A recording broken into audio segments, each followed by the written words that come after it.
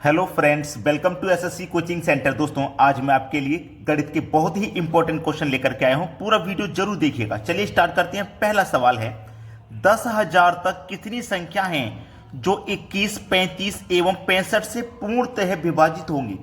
ठीक है, आपके पास 21, 35, 65 जो संख्या दिया गया है, आपको इनका एलसीएम लेना है। तो यदि आप 21, 35 और 65 का एलसीएम लेंगे तो एलसीएम कितना आ जाएगा? इनका एलसीएम आ जाएगा 1365। अब बहुत से बच्चे ऐसे होंगे जिनको एलसीएम लेना नहीं आता है ना। चलिए, आपके लिए मैं एक अलग से वीडियो बना देता हूं जिससे कि आप एलसीएम निकालना सीख जाएं। तो आप रेगुलर वीडियो को वॉच करते हो तभी तो देख पाओगे। अब ऐसा तो है नहीं आपने ये वीडियो आज देख लिया और फिर मैंने कल के लिए वीडियो बनाया एलसीएम का, वो आपने देखा ही नहीं, तो कैसे सीखोगे एलसीएम निकालना? इसलिए आप वीडियो को रेगुलर देखें। और टाइमिंग अगर आपको नहीं पता है तो मैं आपको टाइमिंग क्लियर कर देता हूं। ठीक है, जैसे कि सुबह के 11 बजे हमारा पहला वीडियो आता है। ठीक है, दोपहर के 3 बजे हमारा दूसरा वीडियो आता है और शाम के 7 बजे हमारा तीसरा वीडियो आता है। तो एक दिन में हम 3 वीडियो इसलिए प्रोवाइड कर रहे हैं जिससे कि आपकी एग्जाम की तैयारी कम समय में हो पाए और सभी टाइप के वीडियोस आपको मिल पाए। तो आपको ये टाइम से वीडियो देख लेना है। अगर आपके 3 बज चुके हैं या 4 बज चुके हैं तो आप समझ लीजिए कि 3 बजे वीडियो आया होगा और वो हमें देखना है। देखिएगा, यहां पे हमें क्या करना है, एलसीएम हमें पता है 1365 है। तो हमें क्या करना है, इस 10,000 में, ठीक है, 1365 से डिवाइड करेंगे। ठीक है, अब मैंने जो एलसीएम लिया था 1365, 21, 35 और 65 से डिवाइड होने वाली, इन तीनों से डिवाइड होने वाली ये पहली संख्या है 1365। तो दूसरी संख्या कौन सी होगी? इसी के मल्टीपल में होगी, यानी कि 1365 का गुना 2 से कर देंगे या फिर 3 से कर देंगे या फिर 4 से, यानी कि 21, 35 और 65 से जो कटने वाली संख्या होगी वो इसी के मल्टीपल में होगी। ठीक है, तो 1365 से जब मैं इसको डिवाइड करूंगा 10,000 को, तो ये 13 है ना, और ये 100 मान लीजिए, ये 100 है और ये 13, तो 13 सत्ते 91 कट जाएगा। भाई 100 में से 91 कट गया, 9 बचेगा। अब तो कट नहीं सकता, यानी कि कितनी संख्या है आपके पास? 7 संख्याएं, यानी कि 10,000 में 7 संख्या है जो 1365 से कट जाएंगी। 7 संख्या, बी ऑप्शन बिल्कुल सही जवाब हो जाएगा। क्लियर हो गया सभी को? अब देखते हैं अगला प्रश्न। अगला प्रश्न है 1, 2, 3, 4, 5 कहां तक जा रहे हैं? एन तक जा रहे हैं। इसका माध्य पूछा गया है, क्या है? तो यहां पे मैं लिख देता हूं समांतर माध्य। ठीक है, बहुत से बच्चों को याद होगा या नहीं भी याद है।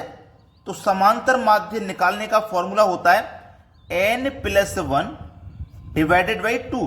बस हो गया आपका आंसर, कुछ नहीं करना। सवाल इतना ही है, कुछ करना ही नहीं है इसमें। अब देखते हैं आगे। अगला प्रश्न है, कोई धन 10 वर्षों में 2 गुना हो जाता है तो ब्याज की दर ज्ञात करें। बहुत अच्छा सवाल है। देखिए, कोई धन, जब आपको प्रश्न में धन नहीं पता हो तो आप उस धन को 100 मानेंगे। ठीक है, अब 100 मान लिया है, लेकिन वो धन कितना हो गया? 2 गुना। तो 100 का 2 गुना मतलब 200 हो जाएगा। कोई राशि 100 रुपये थी, 100 से 200 रुपया हो गई, तो उस पर ब्याज 100 रुपया मिला है ना। ब्याज 100 रुपया मिला तभी तो 200 रुपये हो गई है। कितने समय में हुई है? 10 वर्ष में, यानी कि 100 रुपये आपने बैंक में जमा किए और वो 200 रुपये हो गए। कितने समय में हो गए? 10 वर्ष में हो गए। अब सिंपल इंटरेस्ट बराबर फॉर्मूला अगर आपको नहीं पता है तो नोट कर लेना। सिंपल इंटरेस्ट बराबर P/R/T/100। ठीक है, ये फॉर्मूला होता है। अब सिंपल इंटरेस्ट आपको पता है, ब्याज आपको मालूम है 100 रुपया है, तो ब्याज आप 100 रुपया लिख लीजिए। प्रिंसिपल आपने 100 रुपया माना था, P फॉर प्रिंसिपल होता है, 100 रुपया माना था, 100 लिख लो। रेट नहीं पता, रेट ही निकालना है। टाइम दिया गया है 10 वर्ष का, बटे में 100, जो वैल्यू दी गई है उसे तो ऐसे ही लिख लेंगे। तो देखो 100 से तो ये 100 कैंसिल हो जाएगा और 10 से मैं 100 को कटाऊंगा तो 10 बार में कटेगा। इधर क्या बचा? R और इधर क्या बचा? 10, यानी कि जो रेट है वो 10% का है। बस हो गया आपका आंसर। सभी को समझ में भी आ गया होगा। अब देखते हैं अगला सवाल। अगला प्रश्न है 5.4 का होल क्यूब माइनस 0.064 अपॉइंट में 5.4 का स्क्वायर प्लस 2.16 प्लस 0.16 है। अब देखिएगा, ये जो प्रश्न है बहुत सारे बच्चों को तो कठिन लग रहा होगा, लेकिन जिनको आता है उनके लिए कोई कठिन नहीं है। अब मैं आपको एक चीज समझा देता हूं इस प्रश्न में कैसे करना है।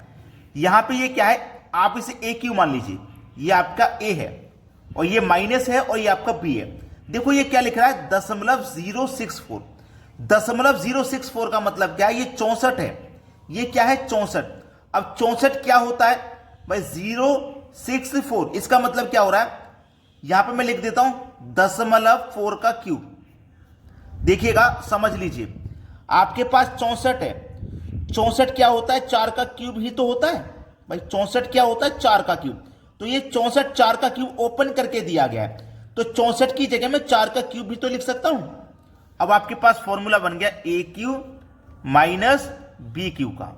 A cube minus B cube क्या होता है, A square plus A B plus का बी स्क्वायर, यही होता है। बस प्रश्न में आप कुछ करना ही नहीं है, समझ लो आपके प्रश्न का आंसर आ गया। ठीक है, देखो ये क्या है, ऊपर समझ लेना, फिर से बता रहा हूं, ये क्या है, A cube minus B cube. B आपका कौन है, 0.4, इसकी जगह आप 0.4 का क्यूब लिख सकते हैं। 64 क्या होता है, 4 का क्यूब। तो ये क्या हो गया, A cube minus B Q, और बटे में क्या दे रखा है, ए स्क्वायर, तो मैंने ए स्क्वायर ले लिया, प्लस दिया गया प्लस ले लिया, ए बी दिया गया ए बी ले लिया, बी का स्क्वायर दिया गया। अब देखो ए क्यू माइनस बी क्यू बराबर कितने के होता है, ए माइनस बी। ठीक है, A square plus A B plus का बी स्क्वायर।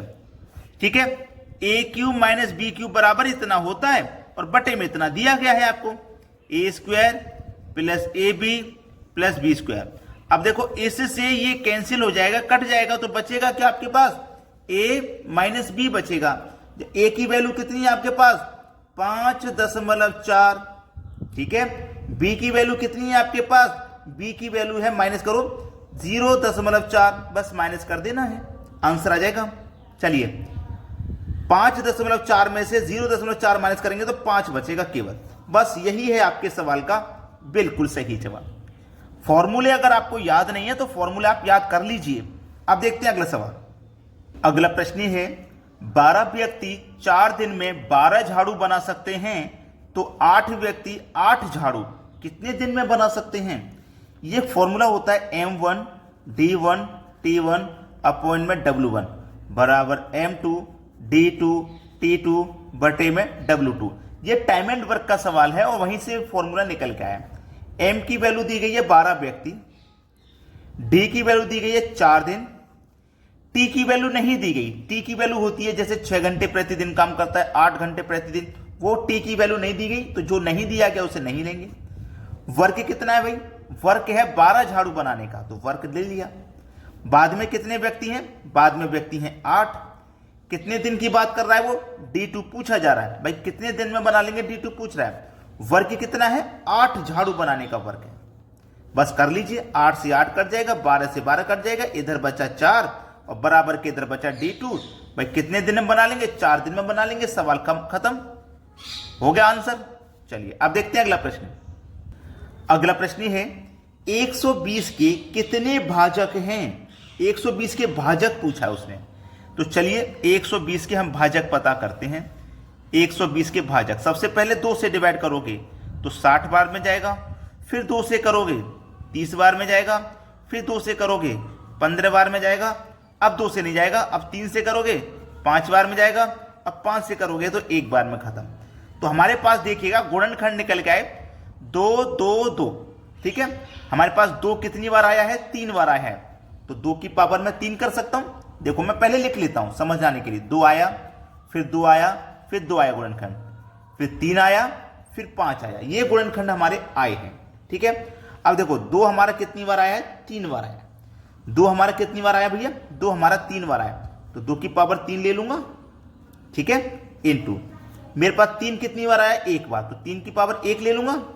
5 कितनी बार आया, 1 बार, तो 5 की पावर 1 ले लूंगा। ठीक है, अब ये जितनी भी पावर है सभी में 1 1 जोड़ के लिखिए। जैसे पावर यहां 3 है तो 1 जोड़ दो 4, यहां 1 है तो 1 जोड़ दो 2, यहां 1 है तो 1 जोड़ दो 2।